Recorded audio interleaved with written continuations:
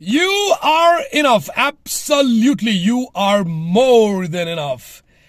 You know what I'm trying to talk about? I want to talk about self-contentment. How to be content with yourself and figure out how it's going to help the neighbor around you. One of the things, I'm going to talk about two very important points today. One is the void. It's called as a void, which all of us have. And the second one is relationships. So number one is the void that we have in us is a void that's never going to be filled until you choose to fill it with the right things. For me, it's more of love, spirituality, God's love, and then everything else comes next. If that is fine for me, then everything runs through really nice. My creativity, my business, everything put together comes in there. But then I always had this the fear of not doing it fully, not doing it it's still not fulfilled. It's not fulfilled. That's not the kind of love. It needs to be deeper. That's not the kind of creativity. It needs to be deeper. So improvising, that's good. It's a good habit of improvising things. But then you cannot become insistent and bog yourself with it and become tired. I had this problem which I had to deal with because I was too zealous. Z, not J. J is jealous. J, I'm not feeling J. I'm talking about Z. Z, zealous. So when you're zealous, what you do is you have a lot of zeal in your system and you try to put yourself back into it and then and then put it on others. And people then do sometimes get tired. That's why I'm coming to relationships next. So talking about the void, continuing to talk about the void, I'm telling you something. The void that's in you is going to be an ongoing process. It's going to remain there. But take it one day at a time. Take it one day at a time. Today, I am satisfied as I go back to sleep.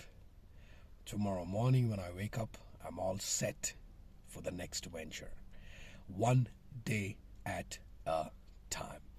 You could have a very proactive spirit, which means that you would be looking into the future always. It's good. It's fantastic. Needs to be balanced. It's not just about how much money you make or how many lands you own. It's not that. It's all about how much I am to myself. The rest of it is going to follow. And that's when you really need a higher level of spirituality. And I believe so. When you practice spirituality, I think you're in the right place. Love, dude. Simple as that. Keep loving yourself. Keep loving your neighbor. Now, talking about relationships. Now, if the void in you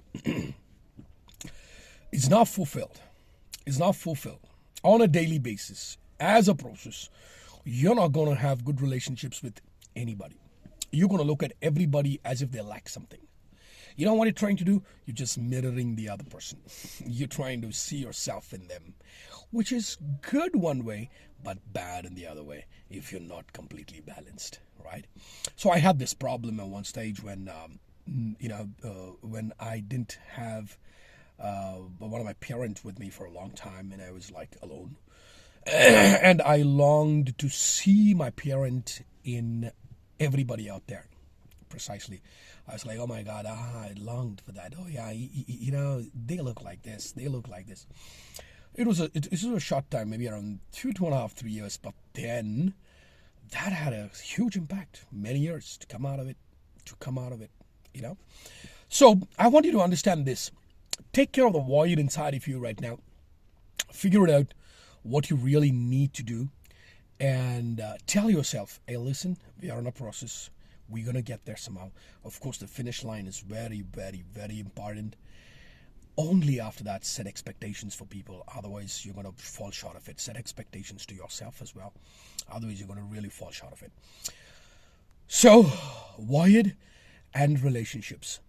If these two are balanced well, taken care of well, I believe you are more than enough for yourself. You are more than enough for yourself. Talk to you tomorrow. God bless.